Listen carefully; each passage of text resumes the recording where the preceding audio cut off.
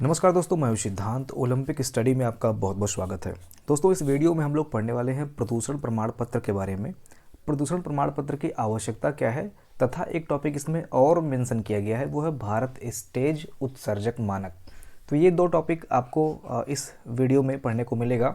जो भी छात्र इस चैनल पर नए हैं, पहली बार ओलंपिक स्टडी को विजिट कर रहे हैं, आप सभी लोग चैनल से जुड़ जाइए, चैनल को सब्सक्राइब कर लीजिए।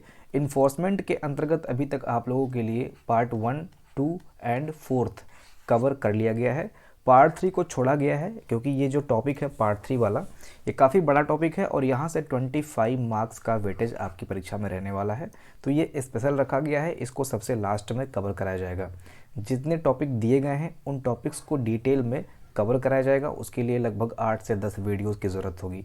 तो लगातार आपको वीडियोज़ मिल रहे हैं, आप सभी लोग चैनल से जुड़ जाइए। चलिए स्टार्ट करते हैं आज का सेशन। देखिए, पीयूसी आप सभी लोगों ने नाम सुना होगा पीयूसी का, ठीक है। पीयूसी का मतलब होता है पॉल्यूशन अंडर कंट्रोल। इसका फुल फॉर्म भी आप लोग याद रखिए। क्या है full form? Pollution under control. Pollution under control means PUC, प्रदूषण प्रमाण पत्र इसको बोलते हैं, ठीक है। प्रदूषण प्रमाण पत्र, पॉल्यूशन अंडर कंट्रोल। इसकी आवश्यकता क्या है, क्यों ज़रूरत है, आप सभी को इस वीडियो में जानने को मिलेगा।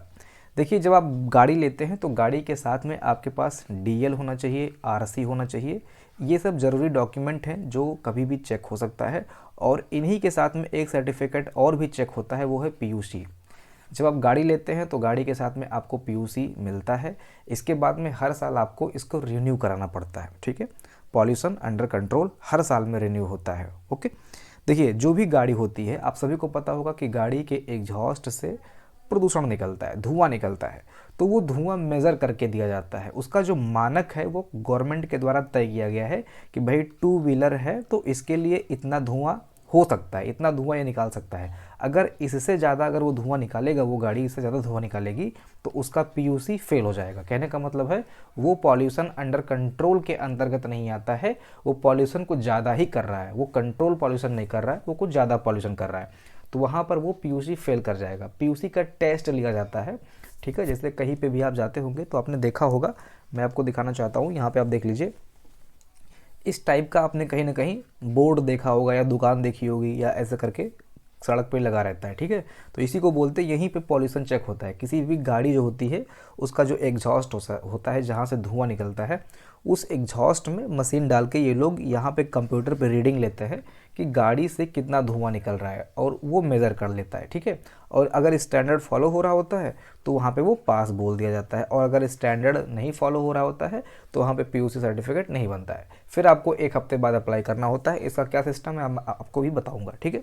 देखिए, तो इस तरह से ये पीयूसी आपने बोर्ड देखा होगा, यहाँ पे बनता है सर्टिफिकेट पीयूसी वाला। इसके बाद में पेट्रोल पंप पे भी बनता है। आप सभी लोग जब पेट्रोल पंप पे पेट्रोल डलवाने जाएंगे तो सब पे नहीं होता है, लेकिन किसी किसी पेट्रोल पंप पे पीयूसी सर्टिफिकेट बनता है। इसके बाद में आप आरटीओ से भी बनवा सकते हैं। तो पीयूसी कहाँ से बनवा सकते हैं? पहला, आप इस तरह से जहाँ पे ये गवर्नमेंट से लोग लाइसेंस लेते हैं, ठीक है। ऐसा नहीं कि कोई कोई भी डाल देगा। ये लोग गवर्नमेंट से लाइसेंस लेते हैं और अपना ये रखते हैं यहाँ पे मशीनरी पीयूसी पॉल्यूशन चेक करने के लिए। तो यहाँ पे भी आप पॉल्यूशन चेक करवा सकते हैं। दूसरा, आप पेट्रोल पंप पे भी पॉल्यूशन चेक करवा सकते हैं। और तीसरा, आप आरटीओ पे पीयूसी बनवा सकते हैं। ये 3 जगह से जो है आपका पीयूसी बनता है। मेनली पीयूसी में, जैसा कि मैंने आपको बताया, इसीलिए बनता है कि भाई गाड़ी जो स्टैंडर्ड गवर्नमेंट ने तय किया है, क्या उसी स्टैंडर्ड के अनुसार एग्जॉस्ट से धुआं निकाल रही है या फिर कुछ ज़्यादा ही निकाल रही है। इसीलिए मेनली ये पॉल्यूशन अंडर कंट्रोल, कहने का मतलब ये है कि गाड़ी कम से कम पॉल्यूशन करे, इसके लिए पीयूसी सर्टिफिकेट ज़रूरी होता है, ठीक है। अब हम देख लेते हैं कि ऐसे ही समझ लेते हैं, बाकी मैं अभी इसको बताऊंगा पढ़ के इसमें क्या लिखा हुआ है। देखते हैं कि इसमें फ़ीस कितना लगता है। तो इसका जो फ़ीस है ये अलग अलग गाड़ियों के लिए अलग अलग है। अगर हम फ़ीस की बात करें तो अगर आप 2 व्हीलर गाड़ी लेके जा रहे हैं, मीन्स बाइक वगैरह लेके जा रहे हैं, तो ये मात्र 50 रुपये में आपका पीयूसी वहाँ पे बन जाता है, ठीक है। इसके बाद में अगर आप 3 व्हीलर लेके जा रहे हैं, कहने का मतलब है कि रिक्शा वगैरह लेके जा रहे हैं, ऑटो वगैरह लेके जा रहे हैं, तो यहाँ पे पीयूसी आपका 80 रुपये में बनता है। ये सारी चीज़ें इसमें लिखी गई हैं, मैं आपको बताऊँगा अभी, ठीक है। इसके बाद में अगर आप एलएमवी व्हीकल लेके जाते हैं, जैसे कार वगैरह हो गया, 4 व्हीलर एलएमवी व्हीकल, ठीक है, LMV लाइट मोटर व्हीकल बोलते हैं इसको। तो अगर आप 4 व्हीलर गाड़ी लेके जाते हैं जो कि LMV है, ट्रक वगैरह क्या होता है, हैवी हो जाता है, और ये लाइट वेट होता है, तो लाइट मोटर व्हीकल इसको बोलते हैं, कार वगैरह हो गया इसमें। तो अगर आप ये लेके जाते हैं तो आपका 120 रुपये पड़ता है, और वो डीजल गाड़ी नहीं होती है, ठीक है। जो 120 रुपये का चार्ज है वो डीजल गाड़ी नहीं होती है, उसमें 120 रुपये का चार्ज लगता है। और जो डीजल गाड़ियाँ चेक होती हैं उसकी जो फीस है वो 140 रुपये है। तो ये फीस आप याद रखिएगा, इंपॉर्टेंट है, परीक्षा में प्रश्न बन सकता है, ठीक है। ये डीजल वाली गाड़ी के लिए है। 140 रुपये वाली जो फीस है वो डीजल गाड़ी के लिए है। 120 रुपये वाली जो फीस है वो इलेक्ट्रिक व्हीकल्स बोल सकते हो, या फिर जो आपकी पेट्रोल गाड़ी होती है, CNG वाली होती है। इलेक्ट्रिक की तो बात ही नहीं है इसमें, ठीक है। इलेक्ट्रिक व्हीकल्स में नहीं चेक होता होगा क्योंकि वो ऑलरेडी सर्टिफाइड होती हैं, ठीक है, वो पोल्यूशन नहीं करती हैं। तो यहाँ पे क्या होगा, यहाँ पे पेट्रोल और CNG वाली गाड़ियाँ जो होती हैं वो 120 रुपये लगता है। इसके बाद में हम बात करें अगर टेम्पो वगैरह की, ऑटो की, तो वहाँ पे 80 रुपये लगता है। और 2 व्हीलर की बात करें, मीन्स बाइक की बात करें, तो वहाँ पे आपका मात्र 50 रुपये लगता है, ठीक है। PUC नहीं है तो कितना चालान लग सकता है, अगर PUC आपके पास नहीं है तो 10,000 का चालान लग सकता है। सोचिए, चालान की अगर हम बात करें तो PUC सर्टिफिकेट ना होने पर आपको 10,000 रुपये तक का चालान लग सकता है। और दूसरी चीज़ ये है कि अगर आपके पास PUC नहीं है तो आपका इंश्योरेंस नहीं होगा, गाड़ी का इंश्योरेंस नहीं होगा अगर आपके पास PUC नहीं है। जिन लोगों के पास PUC सर्टिफिकेट है उन्हीं की गाड़ी का इंश्योरेंस होगा। इंश्योरेंस के बारे में अगर आप लोग नहीं जानते हैं तो एक शॉर्ट वीडियो के माध्यम से इन्फोर्समेंट कांस्टेबल का एक शॉर्ट वीडियो मैं आगे लाने वाला हूं, जिसमें मैं जो आपके कुछ टर्म्स हैं, जो कुछ डेफिनेशंस है, उसको बताता चलूँगा। तो इंश्योरेंस का मतलब मैं आपको बता दूं, यहाँ पे इंश्योरेंस का मतलब ये होता है कि जब आप गाड़ी लेते हैं तो आपकी गाड़ी का इंश्योरेंस होता है, ठीक है। उसी में वो इंश्योरेंस फीस को इंक्लूड करके आपको वो दे देते हैं। इसके बाद में फिर आपको रिन्यू कराना होता है, वो अलग बात है। इंश्योरेंस सिंपल सी बात ये होती है कि इंश्योरेंस जो होता है वो मैं आपको बता दूं कि एक होता है फर्स्ट कैटेगरी इंश्योरेंस और एक होती है थर्ड कैटेगरी इंश्योरेंस, ठीक है। थर्ड पार्टी और फर्स्ट पार्टी। तो फर्स्ट पार्टी का मतलब ये है कि आप इंश्योरेंस ले रहे हैं, ये आपका इंश्योरेंस है। फर्स्ट पार्टी का मतलब गाड़ी आप ले रहे हैं तो आप फर्स्ट पार्टी हैं और आप अपना इंश्योरेंस करवा रहे हैं, ठीक है। कुछ लोग कहते हैं सेकंड पार्टी भी होती है, लेकिन सेकंड पार्टी जैसा कुछ नहीं होता है। सेकंड पार्टी उन्हीं को मान लेते हैं जैसे जो कंपनी इंश्योरेंस देती हैं, उनको कहते हैं सेकंड पार्टी, लेकिन सेकंड पार्टी जैसा कुछ होता नहीं है। फर्स्ट पार्टी की मीन्स आप इंश्योरेंस ले रहे हैं तो आप फर्स्ट पार्टी हैं। इसके बाद में आप गाड़ी लेके जा रहे हैं, ठीक है, और आगे से आ रही है कार, तो आपकी बाइक इस कार को ठोकर मार दी, ठीक है, कार हो गया डैमेज, शीशा फूट गया, कुछ इसमें खराबी हो गई, तो इसको बोलते हैं थर्ड पार्टी। क्या बोलते हैं इसको? Third party. कहने का मतलब है कि जब आप इंश्योरेंस करवा रहे होते हैं तो आपका कुछ नुकसान होगा, आपकी गाड़ी चोरी होती है, आपकी गाड़ी का एक्सीडेंट होता है, कुछ होता है, आपको चोट लगती है, तो ये पैसा यहाँ पे आपको मिलेगा आपके अकॉर्डिंग। लेकिन ऐसा भी हो सकता है कि आपने जिसको ठोकर मारी है उसका कुछ बिगड़ जाए, ठीक है, फिर तो आप कहेंगे भाई उसका बिगड़ गया, मेरे को क्या, मैं तो निकलता बनता हूँ यहाँ से, तो ऐसा तो होता नहीं है। तो यहाँ पे क्या होता है, जब आप गाड़ी किसी को ठोकर मारते हैं और उसका नुकसान होता है, कहने का मतलब उसकी गाड़ी समझ लो कि हाई प्राइस की है, ठीक है, महंगी गाड़ी है, तो उसका शीशा टूट गया, ठीक है, कुछ और नुकसान हो गया, उस पर स्क्रैच लग गया, तो उसका लगभग खर्चा आया है 20,000 रुपये। तो क्या 20,000 आप भरेंगे? कहाँ से भरेंगे? या तो भरेंगे तो अपनी जेब से भरेंगे, ठीक है। तो इसी के लिए थर्ड पार्टी इंश्योरेंस भी करवाया जाता है कि आपकी सुरक्षा तो इसमें निश्चित ही हो, अगले व्यक्ति की भी सुरक्षा हो इसमें, ठीक है, और ये अनिवार्य है, समझ लीजिए। फर्स्ट पार्टी अगर आपके पास नहीं है तो चल जाएगा, ठीक है, थर्ड पार्टी अगर आपके पास है, लेकिन आपके पास फर्स्ट पार्टी है और थर्ड पार्टी नहीं है तभी चालान आप पे लगेगा। ध्यान दीजिए, अगर आपके पास आपका लाइसेंस है और तीसरे का नहीं है, अगले का नहीं है, तो चालान लगेगा, और अगर आपका खुद का नहीं है और अगले का है तो चालान नहीं लगेगा। तो ये इंश्योरेंस से संबंधित भी कुछ चीज़ें हैं, इसको भी आप लोग समझते चलें, ठीक है। आगे बढ़ते हैं, इनको इरेज कर दूँ ताकि कोई कन्फ्यूजन ना हो। तो इंश्योरेंस के बारे में हम लोगों ने देख लिया। अब हम देखते हैं कि क्या हम PUC को ऑनलाइन बनवा सकते हैं या फिर ऑफलाइन बनवा सकते हैं। तो देखिए, बहुत सारे सर्टिफिकेट ऐसे होते हैं जिनको आप ऑनलाइन रजिस्टर करके, बुकिंग करके उसको प्रिंट आउट निकाल सकते हैं। लेकिन PUC सर्टिफिकेट ऐसा सर्टिफिकेट है जिसमें आप रजिस्ट्रेशन ऑनलाइन तो कर सकते हैं। कहने का मतलब ये है कि आप रजिस्ट्रेशन करेंगे, मतलब रजिस्टर करेंगे PUC सर्टिफिकेट बनवाने के लिए। आप अपने ज़िले में जो भी जितने भी वैध, जो गवर्नमेंट के लाइसेंस प्राप्त कर चुके PUC सेंटर होंगे, उनकी लिस्ट आपके पास आएगी, ठीक है, ऐसे करके खुल जाएगी। आप सेलेक्ट कर लेंगे, एक टाइमिंग देख लेंगे वहाँ पे, ठीक है। लेकिन उस टाइमिंग पर आपको अपनी गाड़ी लेकर वहाँ पे जाना पड़ेगा, ठीक है।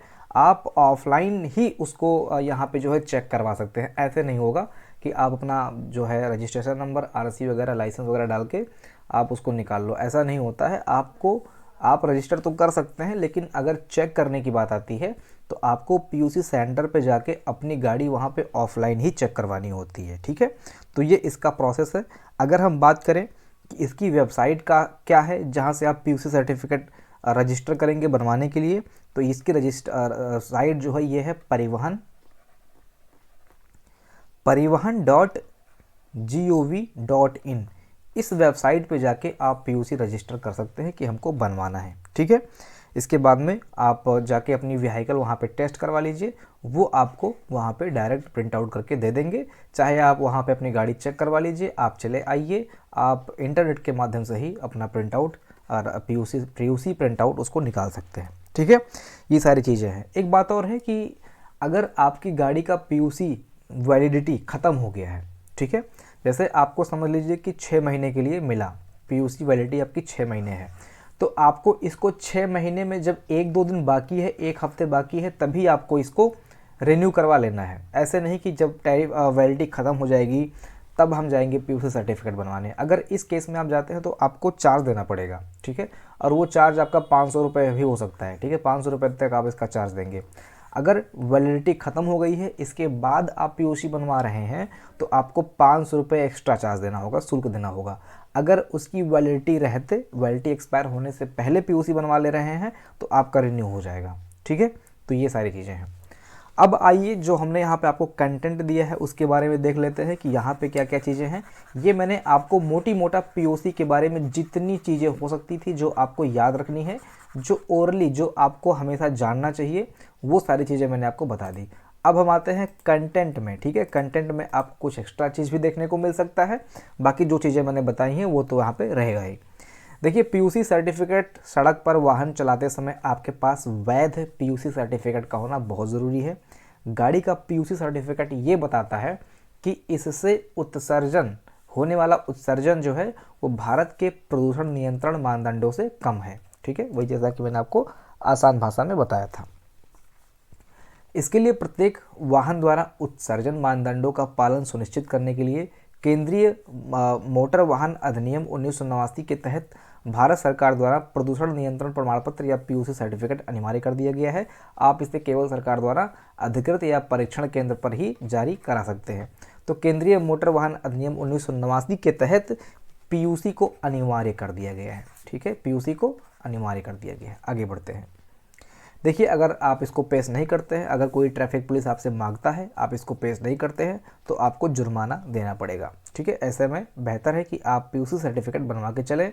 अगर मैं सर्टिफिकेट की बात करूं कि पीयूसी सर्टिफिकेट दिखता कैसा है, होता कैसा है, तो ये है आपका पीयूसी सर्टिफिकेट, जिसको बोलते हैं पॉल्यूशन अंडर कंट्रोल सर्टिफिकेट। ठीक है, तो ये आप देख सकते हैं, authorised by motor vehicle department Maharashtra, ये महाराष्ट्र का पीयूसी सर्टिफिकेट है। ठीक है, तो ये कुछ ऐसा दिखता है। ओके, यहाँ पे कुछ ऐसा दिखता है। ठीक है, test result for diesel vehicle, ये डीजल व्हीकल के लिए है।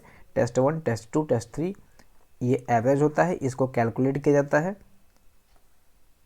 ये इनका पीयूसी सर्टिफिकेट कुछ इसी तरह का होता है। इसके अंदर नहीं जाना है कैसे होता है, क्या होता है, इससे हमें मतलब बहुत ज़्यादा नहीं है।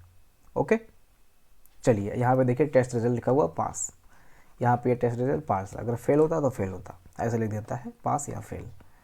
ठीक है, अब ये देखिए, मालिक मोटर वाहन अधिनियम को धारा 190(2) के तहत आप कानूनी कार्रवाई के लिए जिम्मेदार होंगे। अगर आपके पास पीयूसी सर्टिफिकेट नहीं है, ठीक है, अगर आपके पास वैध पीयूसी सर्टिफिकेट नहीं है, तो आप मालिक मोटर वाहन अधिनियम की धारा 190(2) के तहत कानूनी कार्रवाई के लिए जिम्मेदार होंगे। प्रश्न ये बन सकता है कि अगर आपके पास पीयूसी सर्टिफिकेट नहीं है तो किस धारा के अंतर्गत आप पे कानूनी कार्रवाई की जाएगी, तो ये अधिनियम की धारा 190(2) के तहत आप पे कार्रवाई की जाएगी। ठीक है, पहली बार 1000 रुपये है और इसके बाद 2000 रुपये का जुर्माना लग सकता है। दिल्ली में भारी भरकम जुर्माने के साथ जेल हो सकता है। ठीक है, तो ये जुर्माने का मैंने देखा कई जगह पे कई तरह का है, तो इसको मैं अपडेट कर दूंगा, ये पुराना डेटा है। ठीक है, फिलहाल आप ये मान के चलिए कि पीयूसी सर्टिफिकेट ना होने पे आप पे लगभग 10,000 रुपये तक का जुर्माना लग सकता है, आप यही याद रखेंगे। ठीक है, आगे बढ़ते हैं।